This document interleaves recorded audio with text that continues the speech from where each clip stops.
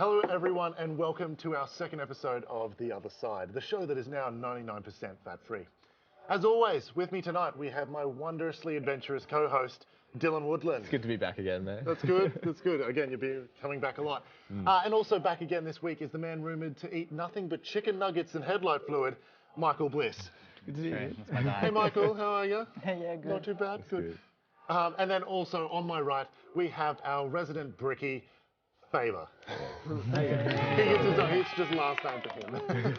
Because it's that important. Anyway, let's get straight in and let's start with the first segment, Movie Roulette.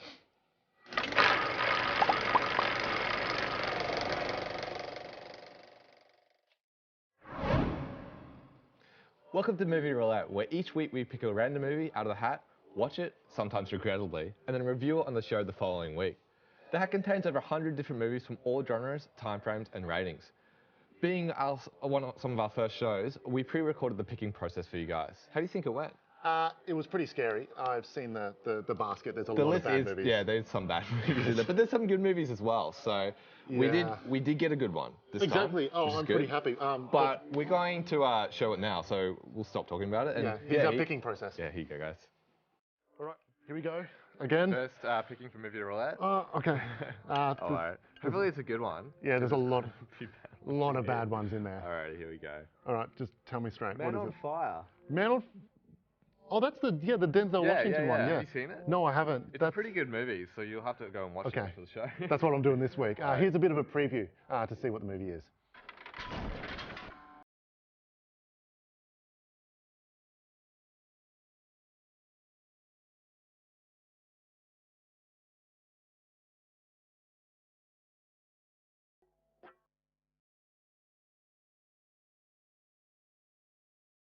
Yeah.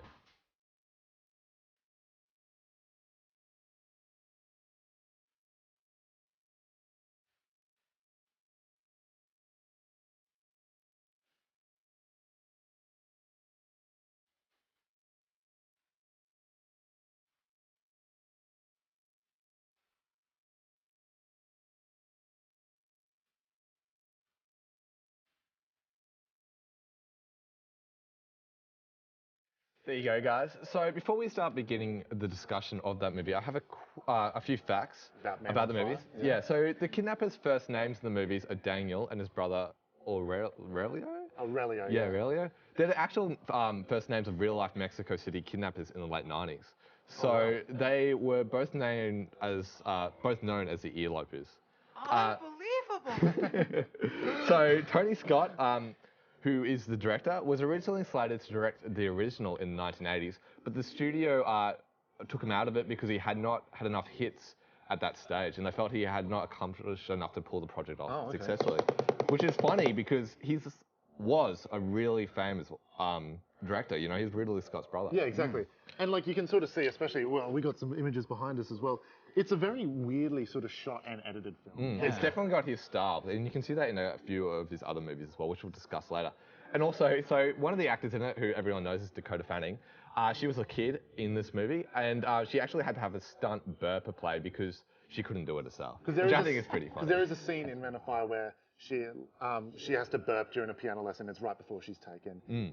I didn't realise that it had to be a double. No. There you go, the facts about She movies. can't act. Dakota Fanning can't All right, act. guys, so let's begin the actual discussion of the movie. Yeah. What did you think, how did you think you felt about it when you watched it? Well, I don't know. At first, I felt like, this is just me, stereotypical, I think, with the characters, especially the main character of Creasy. I just felt like, ex-CIA agent, and, he's a drinker. And I just think that was really sort of... It's been overdone before. Yeah, it has exactly. been done. But do you think they did it well for that kind of genre? Okay, yeah. Personally, I think they did it well, especially like as we saw in the clips behind us that were there before. I like how it was shot and how it was presented, and I think they definitely portrayed the character well. Denzel does a great job as always. I really liked how they didn't show any flashbacks. Like they didn't explain his backstory, why he's why he doesn't want to kill anymore. It did it all through dialogue and Yeah, exactly. it was good. I was disappointed though. the title of the film is Man on Fire. No one was on fire. You did get to, well, There was that guy who got like, blown up, but other than that, there wasn't really much people being on fire. It's kind of meant to be a metaphor, but The movie's ruined because of that. Like, it's just we were just like coming from. Faber was kind of hanging out to see some guy lit on fire. Sorry to the disappoint. whole time in the film. That's Left what I the movie thought the movie disappointed. was about. Was someone like Burning Man? Like that's what I thought it was like. But Yeah. no, it was. Well, I was in all wrong. honesty, though, that's probably another thing to talk about, like the brutality of Oh, it's brutal. Creasy. It's It a very is, yeah. brutal movie. But it doesn't start off brutal because it's a very slow building movie, you know? Which was good. I think Yeah. it built the relationship between Denzel Washington, his character. Yeah, and it kind of, Dakota Fanning, yeah. there was a reason for him to be brutal, you know? Like, obviously, he'd been through this trauma and he needed to get this girl back. And also, going on to that, did you guys like the underlying themes of the movie?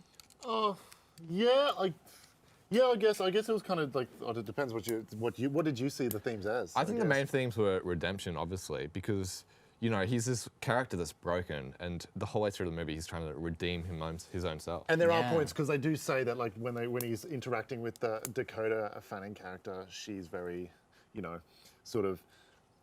She brings him back to life. I think there's a line where very they talk innocent, about that. yeah. And Yeah. it's sort of It's complete, gives reason, complete opposite of him. You know? give reason to Yeah. live again, and I think that was sort of really good as far as that. But What did you like about the film overall?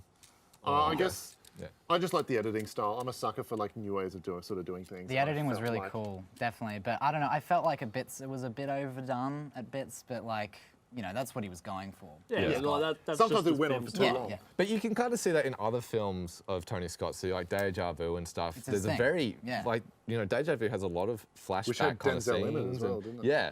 So you can obviously tell that he has a distinct style, and that's why I kind of liked Bella. Even though it was a bit overdone, I think that the movie came together very well, and it was definitely a good Tony Scott film. Oh, yeah, So what would yeah. you guys Rate it out of 10? Okay, Or, let's start with Michael. I reckon a 3.5 out of 5.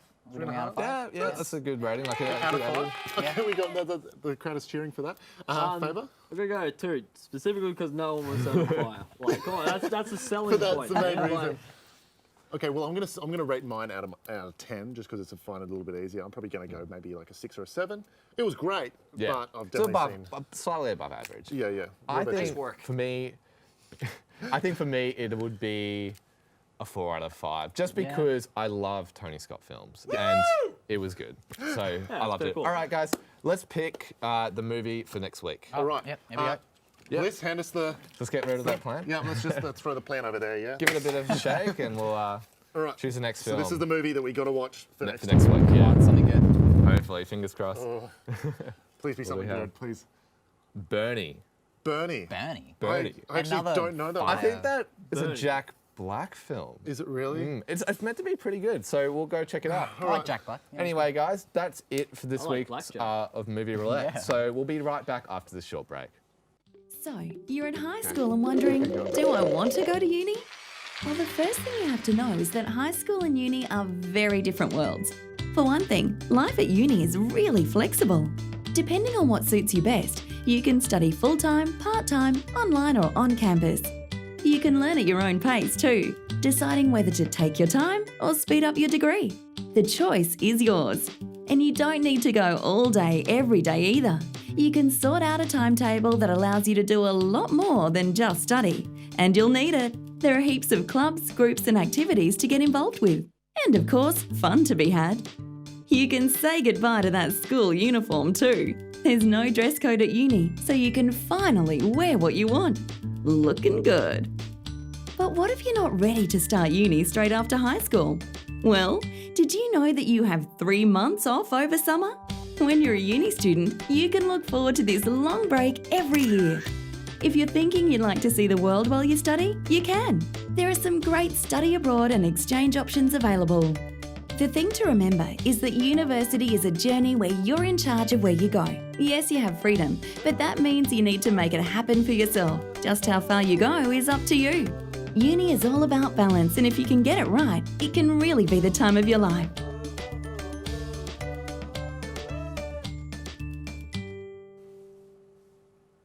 All right, guys, welcome back to The Other Side.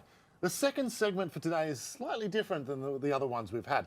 Our friend Jackson will be guiding us through how to make a delicious meal on a uni budget in less than 10 minutes. Let's not put this off any longer. Here's Jackson's Kitchen.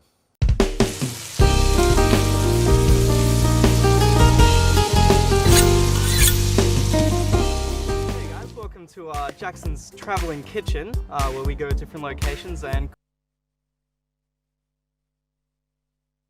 Hey guys, welcome to Jackson's Traveling Kitchen, where we go to different locations and cook some easy meals for you. Today on the menu we have the beef and broccoli stir fry. So our ingredients today, we're going to have a nice rump steak, which we're going to chop into different strips. We have the teriyaki sauce, and that's just a mix in the wok with everything, gives it the nice flavor. We have some Hokkien noodles. I prefer these because they're very filling. This individual packet comes with two 220 gram bags, so that's 2 different meals. And we have the Australian vegetable stir fries. That's just a bunch of chopped up veggies that you can chuck in. All right, so step one is you can have a wok, and you want to turn that to about 11, which is a nice decent heat. That to heat up. That'll only take a small while. Woks are very good at heating up fast. And in that time, we can cut open this beef and start working on our strips. Gotta watch your hands. Wash and watch, might I add. So we just have a nice steak. Usually you can buy about 500 grams of already sliced beef. But today I just bought the 300 grams because we're only serving about 3 people. So by the time I'm finished chopping up all of this, the wok should be ready. We can add in some of our oil, which is just here. Always watch your hands when you get towards the end of it. You can always dice it into further halves. Now this meal will probably serve about 2 very hungry people or 3 people, you know, that are just looking for a normal dinner. But if you do get the 500 grams of sliced beef, it can probably feed around 4 or 5. So now that the beef strips are all chopped up, and our wok is looking a little bit hotter, you can add in just a drizzle of oil. That'll heat up. Once that starts to kind of evaporate around the bowl, you can add in the veggies as I drop.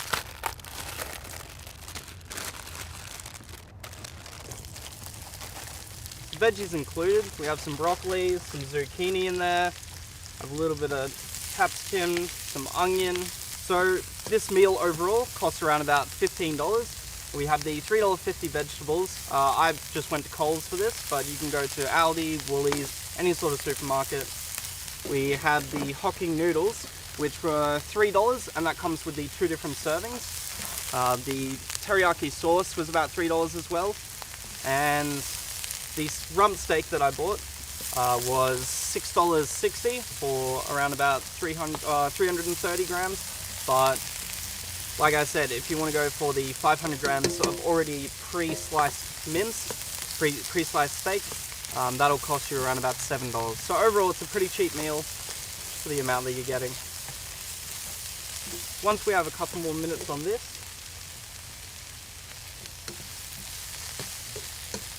we can add,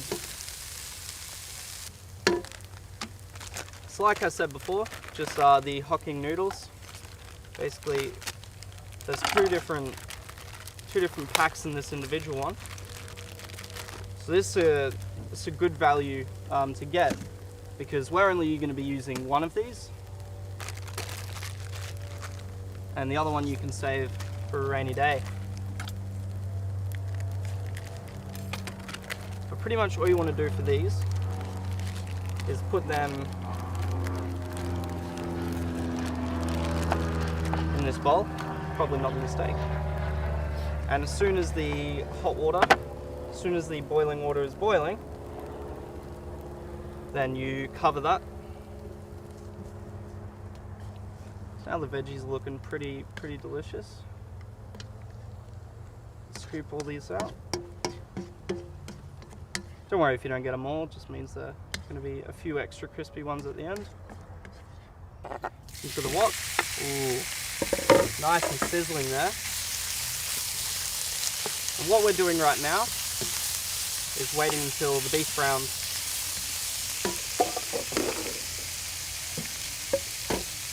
You can chuck this on top of the noodles, which isn't necessary. I find it keeps all the heat inside. Make sure you're constantly stirring this around, making sure that all of the beef is getting brown, flipping over. Once it's all brown, we're going to add in the beef teriyaki, and we're going to re-add in the vegetables. Again, this shouldn't take too long, especially in the wok. It gets very hot, so the beef should only take, I don't know, maybe a minute, minute and a half, 2 minutes tops to just brown, get to a nice consistency. But right now, we're looking at about the perfect temperature we want it. We want to get a close up of that. Just about the perfect amount of brown that you want. Sizzling all over. We just want to open up the teriyaki. I recommend bringing scissors. I am very uncoordinated. And we just want to add that all in.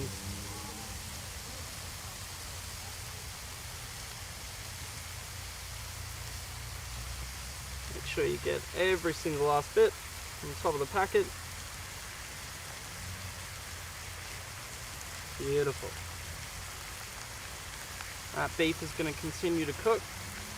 Once that's all in,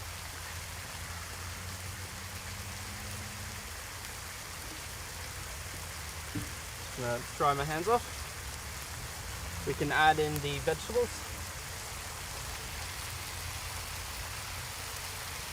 And just stir and stir and stir. We want to really mix in the teriyaki beef into the actual beef and into the vegetables. And add in the noodles. Grab a fork, break them up a little bit in the bowl.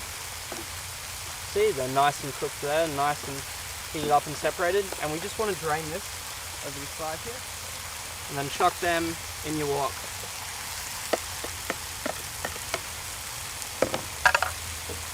Now comes the fun part. Mix and mix and mix.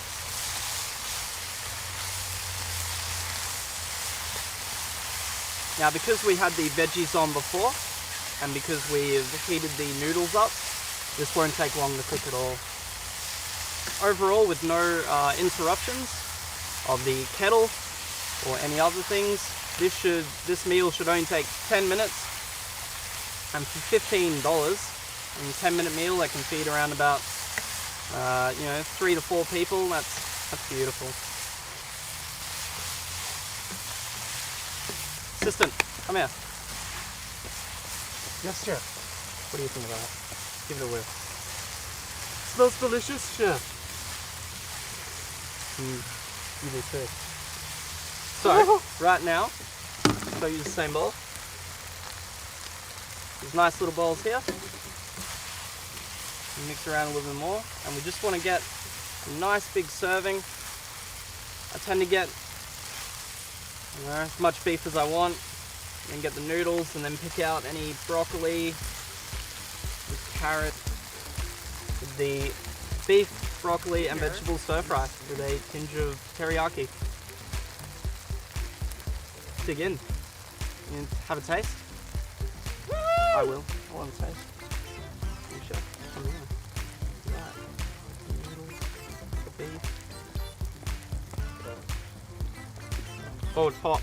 Is it? Yeah, no, it's cold.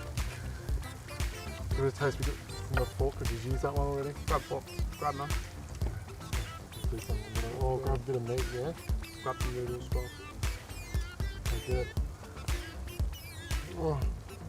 That's the loveliest thing I've ever heard. That is perfect. And we have a lot more. We can add in a couple more bowls of that.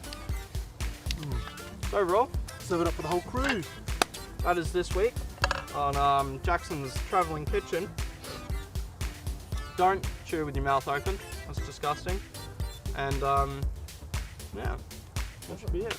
Thanks very much, guys. And tune in next fortnight where we have, I don't know yet. I'll figure something out. It is a surprise. What is uni, you ask? Well, you may think you know what it is, but let's stop and really think about it for a second. University is more than just a place to learn. It's a place where you can explore and have a great time. Research shows that those who continue on to study at university have a 30% higher earning capacity over their lifetime. Just think about how much that could be over your career. It's different to school. You'll find people go to uni for all sorts of reasons. Deciding whether to go to university or not will be your choice. That's what university is all about. Choice. You can choose to study full-time, part-time, on campus, or online. It's about tailoring your university study to you. So let's go through the ins and outs of university and how it works. Firstly, a university degree might take an average of 3 years, but really, 3 years isn't much in comparison to your entire working life. Uni isn't about being lectured to either. Tutorials and practicals are smaller, more hands-on classes that make up a large part of it all. Some students even take part in research and make a real impact. You'll be able to put the knowledge you absorb into practice and get your hands dirty. It's all about being ready for the world. And when the day comes that you graduate, you'll get something special, something you can only get at university. A degree. More than just a piece of paper, your degree proves you have the expertise and professionalism to work anywhere as a global citizen.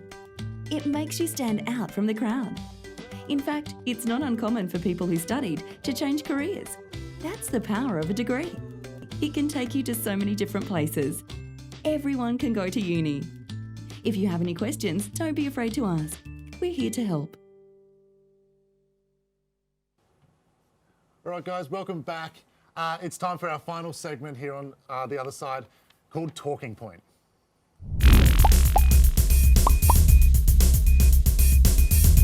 Right, so this is Talking Point. In Talking Point, we discuss a certain topic and present opinions. It's quite simple, however, I feel like we're all big and stupid enough, and we'll find a way of screwing this up. Anyway, so I've got the topic here. So the thing I wanted to talk to you guys about today is, are humans dependent on computers and technology in a bad way, or is technology moving the human race forward, working for the better?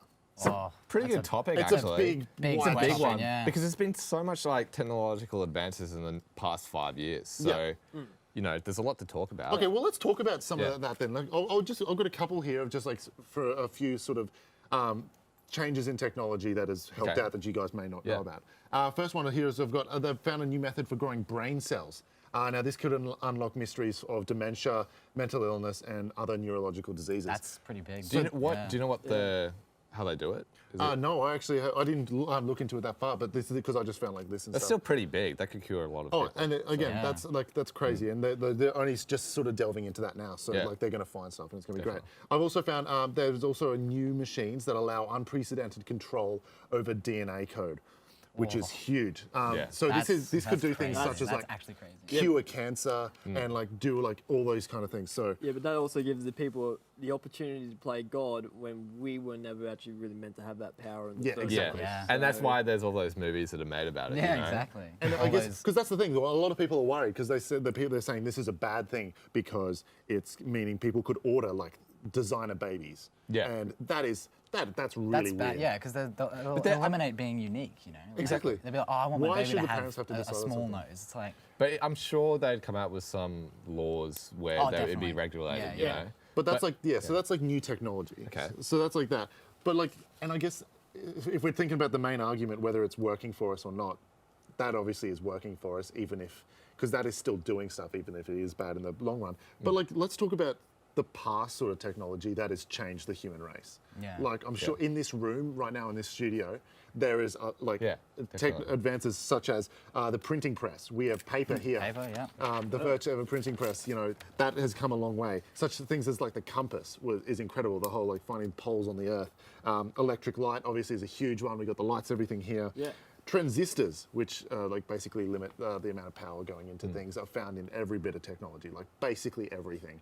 And then you've got such as magnifying lenses, so like cameras and stuff, the telegraph, a steam engine, antibiotics is a huge one when that that is fantastic. So they're all stuff that has helped the human race evolve pretty much. But this topic is whether we agree if it's bad or not.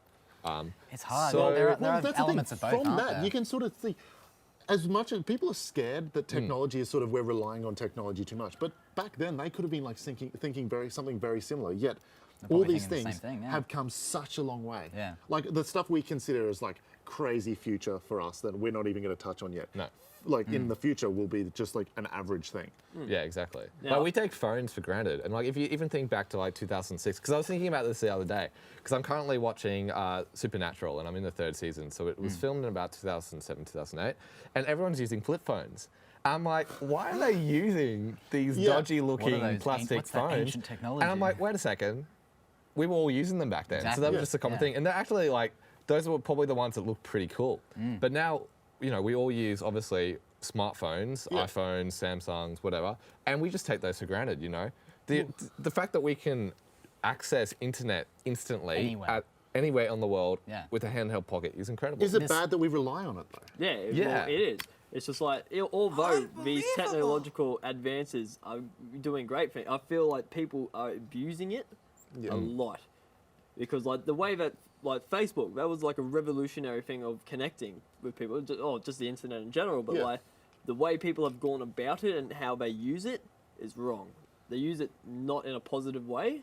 Well, that's the thing. Some people using do, it- some people don't. Yeah, well, That's the it's just thing. like, Yeah, Fun and there's- entertainment, is that more important to a lot And of there's people always these a days? dark side to everything out there is, as well. no, And there's some a people lot that of good would that's go. being used for Yeah. yeah, well, it's without the really a internet- fine line between good and bad for any of this Because technology. there are Yeah. businesses that completely and utterly run off Entirely the on internet. the Like internet. if Yeah, the exactly, internet yeah. or that sort of technology would like break down as far as that goes, they'd be screwed. Like there are websites. Yeah, like that penis website that we Penis were talking website. about from the last we talked episode. about last episode, and Yeah. it's just like websites that can run completely off that. They would be Yeah. absolutely screwed. So it's like whether is it good that we're relying on it that much, that we have that much trust in something. But that's not that's not the only thing. It's just like that's not the only technological advance we've had. Like, I think there's a point here saying cars are gonna learn to talk to each other. So that eventually. so when they come near each other, that it's like harder for them to crash because they've got a system that sort of stops them. So they that communicate tells with each them. other, so they know where they are in relation to each Yeah, other. but- and it Because makes they've sure already it got doesn't crash, adaptive yeah. cruise control, which is like, because when you have cruise control, it just sets you at a decent speed. That's but almost like the, adaptive is so if there's a car in front, it'll actually slow down once it sees it. Yeah, that's almost like the driveless cars that like Google, Apple. I think Apple. Yeah, I was are all reading developing. Yeah. an article the other day on the net about how like the next kind of involvement and advancement in car technology is Yeah. the fact that we won't even be driving them Exactly. Like anymore. you can catch a taxi, Yeah. no driver. That Yeah. scares me a That's- little bit. That does, pretty because crazy. you don't Public have transport. that basic human instinct that you have when you're driving. Reaction time, exactly. Yeah, like a computer, and I know eventually they'll work out that they'll can. tweak it and that, and they'll get it right.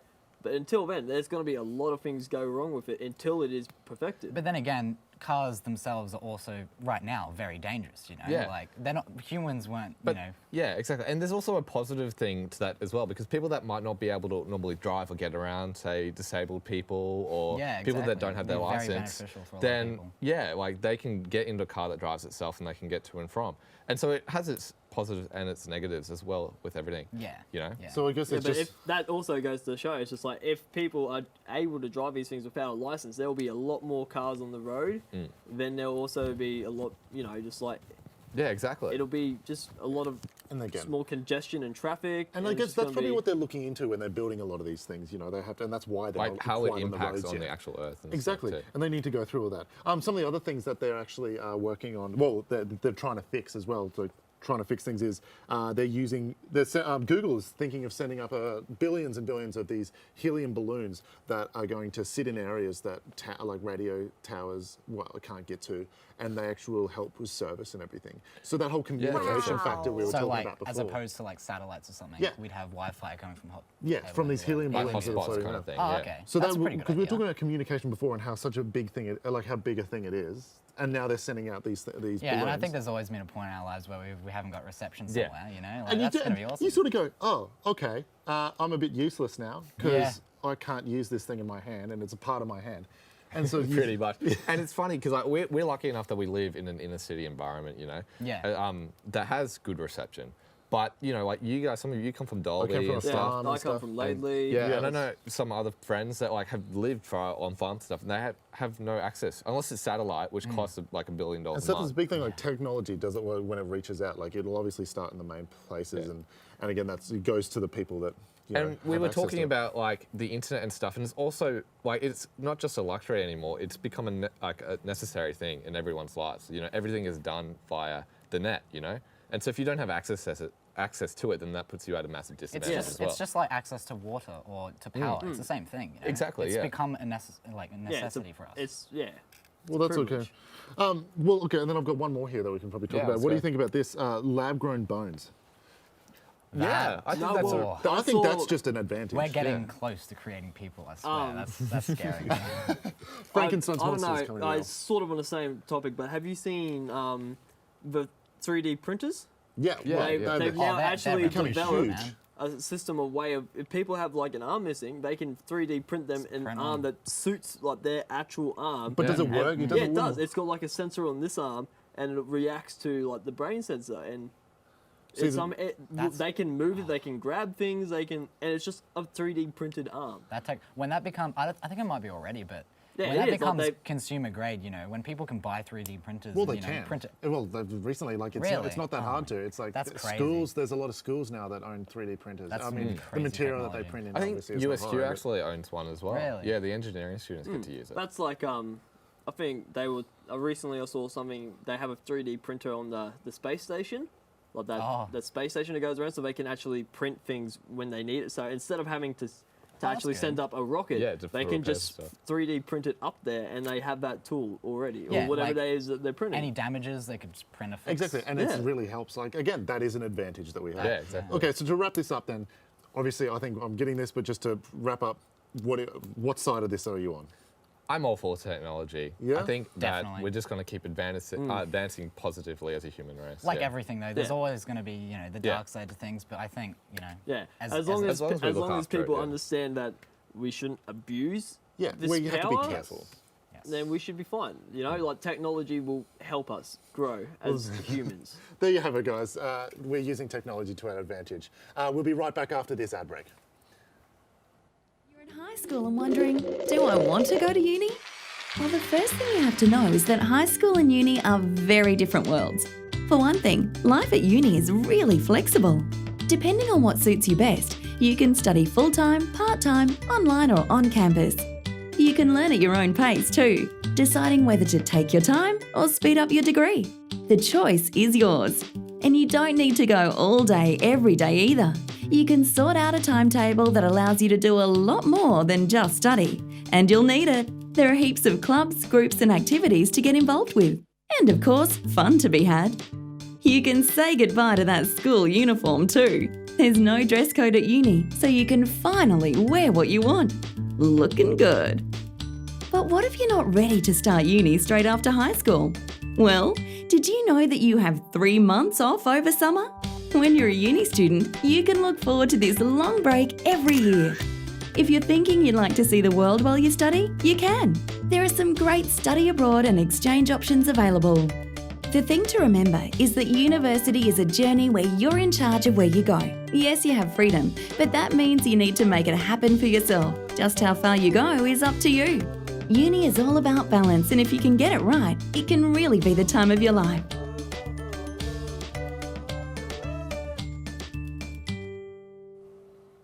Okay, guys, welcome back to the other side. Sadly, that is all we have time for today. But I'd like to make sure you stay tuned with us. Sorry, that was a bit hard. Stay tuned. Check us out next That's week what as she well. said. You can see us on Phoenix Media Hub. You can also go on the Citadel Media YouTube page as well as the Phoenix Media Hub YouTube page as well. And if you want to listen to us while you study, we're also broadcasting on Phoenix Radio. The times will be posted on the pages above. Yeah, So good that should show, be guys. exciting. And thanks for coming on again, guys. It was great Oh, having you look, there. I'm more than happy to come back anytime you guys want definitely me. get you We're back going to have on. you back. So I'd like Yeah. to say thank you to Michael Faber and Michael Bliss. Thank you. All right, guys. guys. We'll see you guys next time on The Other Side.